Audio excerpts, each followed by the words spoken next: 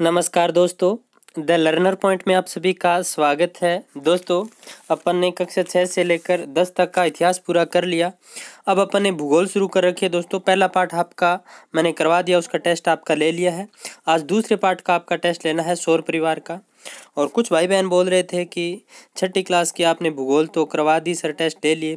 तो वो टेस्ट बहुत पहले लिए थे और वो वन लाइनर प्रश्न थे, यानी समृद्धि आधारित प्रश्न थे, ऑब्जेक्टिव टाइप नहीं थे। उसके बाद इतिहास शुरू कर दी थी, इसलिए पुनः भूगोल शुरू किया। छठी से लेकर 10वीं तक के अपन भूगोल के ऐसे टेस्ट पेपर लेंगे, एक एक पार्ट के। तो पहला पार्ट का आपने टेस्ट दिया होगा, आई होप अच्छा भी लगा होगा।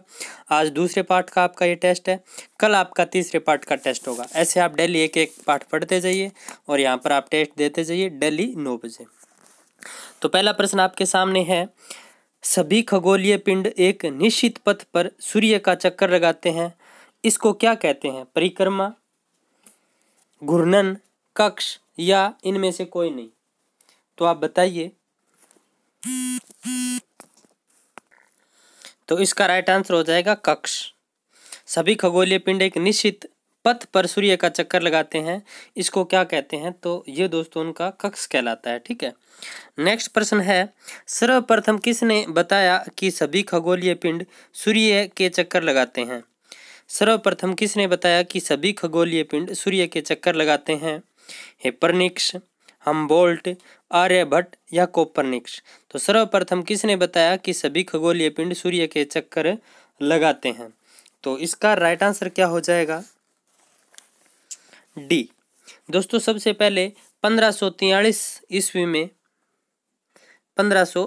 ईस्वी में कोपरनिक्स ने बताया था कि सभी खगोलीय पिंड सूर्य के चक्कर लगाते हैं।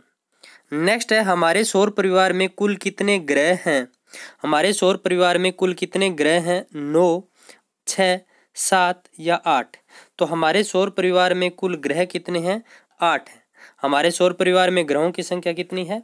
8 है। दोस्तों, पहले ग्रहों की संख्या 9 थी, लेकिन 2006 में प्लूटो नाम का एक जो ग्रह था उसको दोस्तों ग्रहों की श्रेणी से हटा करके बोन्ना ग्रह की श्रेणी में रख दिया गया है।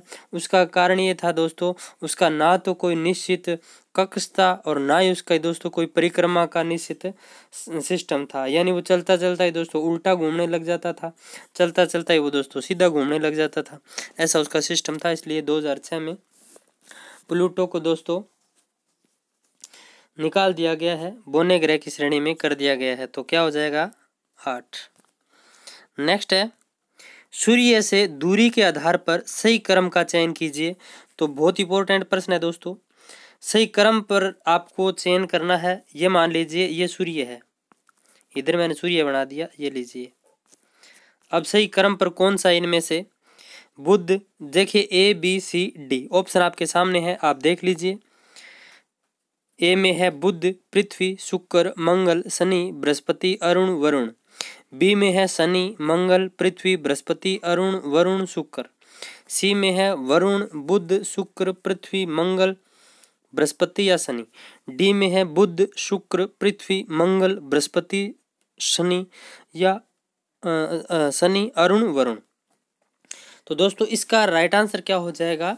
डी हो जाएगा। क्या हो जाएगा? डी। देखिए, बुध, शुक्र, पृथ्वी, मंगल, टुकड़ों में याद रखो दोस्तों आप, ये 4, बुध, शुक्र, पृथ्वी, मंगल, बुध, शुक्र, पृथ्वी, मंगल। फिर बृहस्पति, शनि, बस 2 याद रखने हैं, बृहस्पति और शनि, अरुण, वरुण। बुध, शुक्र, पृथ्वी, मंगल, इनको दोस्तों आंतरिक ग्रह कहते हैं। क्या कहते हैं? आंतरिक ग्रह कहते हैं। और इनको दोस्तों बाह्य ग्रह कहते हैं। बृहस्पति, शनि, अरुण और वरुण, इनको क्या कहते हैं? बाह्य ग्रह कहते हैं। ये बात भी आप ध्यान में रखना। और जो आंतरिक ग्रह होते हैं दोस्तों, इनको धरातलीय ग्रह भी कहा जाता है। क्या कहा जाता है? धरातलीय ग्रह।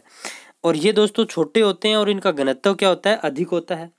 और ये दोस्तों चट्टानों से बने होते हैं। किससे बने होते हैं? चट्टानों से। और दोस्तों जो बाहरी ग्रह हैं, जैसे बृहस्पति है, शनि है, अरुण है, वरुण है, ये दोस्तों आकार में बहुत बड़े होते हैं। इनका घनत्व क्या होता है? कम होता है। और ये गैसीय ग्रह कहलाते हैं, यानी गैसों से बने होते हैं। तो ये बात आप ध्यान में रखना। ये चट्टानी होते हैं, ये गैसीय होते हैं, ये आंतरिक होते हैं, ये बाह्य होते हैं। क्रम इनका यही है, बुध, शुक्र, पृथ्वी, मंगल, और आगे बृहस्पति, शनि, अरुण और वरुण। ये आप क्रम ध्यान में रखना। आंसर आप देखना चाहे तो नीचे आंसर रहे दोस्तों, आप आंसर भी देख सकते हैं। चलिए नेक्स्ट देखते हैं दोस्तों, 5 नंबर प्रश्न देखिए, निम्न में से एक आंतरिक ग्रह नहीं है, निम्न में से एक आंतरिक ग्रह नहीं है, बुध, शनि, पृथ्वी या मंगल। तो निम्न में से एक आंतरिक ग्रह नहीं है, अभी मैंने आपको बताया था बाह्य ग्रह और आंतरिक ग्रह, तो बुध, शनि, पृथ्वी या मंगल, इनमें से एक आंतरिक नहीं है। तो कौन सा आंतरिक नहीं है? तो दोस्तों शनि नहीं है। नेक्स्ट है, निम्न में से कौन सा बोना ग्रह नहीं है? प्लूटो, एरिस, सेरिस या सेस्पेन। तो निम्न में से कौन सा बोना ग्रह नहीं है? तो प्लूटो है, ये भी बोना ग्रह है, एरिस बोना ग्रह है, सेरिस बोना ग्रह है, सेस्पेन नहीं है। नेक्स्ट है, सूर्य से दूरी के आधार पर पृथ्वी कौन से नंबर का ग्रह है? सूर्य से दूरी के आधार पर दोस्तों मैंने आपको क्रम दिखाया भी था, तो पहला, पांचवा, तीसरा या चौथा। तो सूर्य से दूरी के आधार पर पृथ्वी कौन से नंबर का ग्रह है? तीसरे नंबर का है। पहला कौन सा? बुध। दूसरा कौन सा? शुक्र। तीसरा कौन सा? पृथ्वी। तो तीसरे नंबर पर कौन है? पृथ्वी है। क्रम के आधार पर, आकार के आधार पर पूछ ले तो दोस्तों पृथ्वी का आकार के आधार पर 5वां है। कौन सा है? 5वां। और सबसे बड़ा ग्रह कौन सा है? तो बृहस्पति। ठीक है। नेक्स्ट है, निम्न में से कौन सा ग्रह पृथ्वी का जुड़वां ग्रह कहलाता है? मंगल, शुक्र, शनि या बुध। तो निम्न में से कौन सा ग्रह पृथ्वी का जुड़वां ग्रह कहलाता है? तो दोस्तों इसका राइट आंसर हो जाएगा शुक्र है, वो पृथ्वी का क्या कहलाता है? जुड़वां ग्रह कहलाता है, क्योंकि दोस्तों आकार वगैरह में वो समान ही है पृथ्वी के। नेक्स्ट है, पृथ्वी का औसत तापमान कितना रहता है? 18 degree Celsius, 15 degree Celsius, 20 degree Celsius या 25 डिग्री सेल्सियस। तो पृथ्वी का औसत तापमान रहता है 15 डिग्री सेल्सियस। कितना? 15 डिग्री सेल्सियस। नेक्स्ट प्रश्न है दोस्तों, निम्न में से कौन से दो ग्रहों के कोई उपग्रह नहीं है? निम्न में से कौन से दो ग्रहों के कोई उपग्रह नहीं है? शनि, शुक्र, बुध, मंगल, बुध, शुक्र, शुक्र या अरुण। तो जल्दी से बता दीजिए, निम्न में से कौन से दो ग्रहों के कोई उपग्रह नहीं है? तो दोस्तों बुध और शुक्र के कोई उपग्रह नहीं है, याद रखना, बुध और शुक्र इन दो के कोई उपग्रह नहीं है। इंपॉर्टेंट है दोस्तों ये। नेक्स्ट है, चंद्रमा अपने अक्ष पर घूर्णन कितने दिन में कर लेता है? 27, 29, 30 या 88।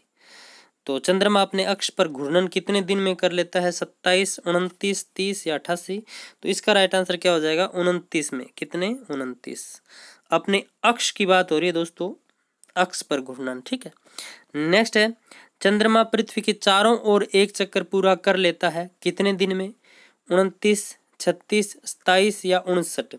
तो इसका राइट आंसर क्या हो जाएगा? 27 दिन में चंद्रमा पृथ्वी के चारों ओर एक चक्कर पूरा कर लेता है। नेक्स्ट है 13 नंबर, निम्न का मिलान करो। सबसे छोटा ग्रह शुक्र, पृथ्वी का उपग्रह चंद्रमा, वलयधारक ग्रह पृथ्वी, सबसे चमकीला ग्रह शुक्र, जीवंत ग्रह पृथ्वी। तो आप है ना, जो एक है इसका आंसर बताइए, ए बी सी डी इनमें से कौन सा होगा? तो सबसे छोटा ग्रह कौन सा है? इसका राइट आंसर हो जाएगा डी, बुध है। सबसे छोटा ग्रह बुध। नेक्स्ट है, पृथ्वी का उपग्रह है, इनमें से कौन सा होगा? ए बी सी ई। तो पृथ्वी का उपग्रह चंद्रमा है। नेक्स्ट है, वलयधारक ग्रह कौन सा है? ए सी ई में से उत्तर दीजिए। तो वलयधारक ग्रह कौन सा है? शनि है, शनि। नेक्स्ट है, सबसे चमकीला ग्रह कौन सा है? तो सबसे चमकीला ग्रह कौन सा हो जाएगा? शुक्र।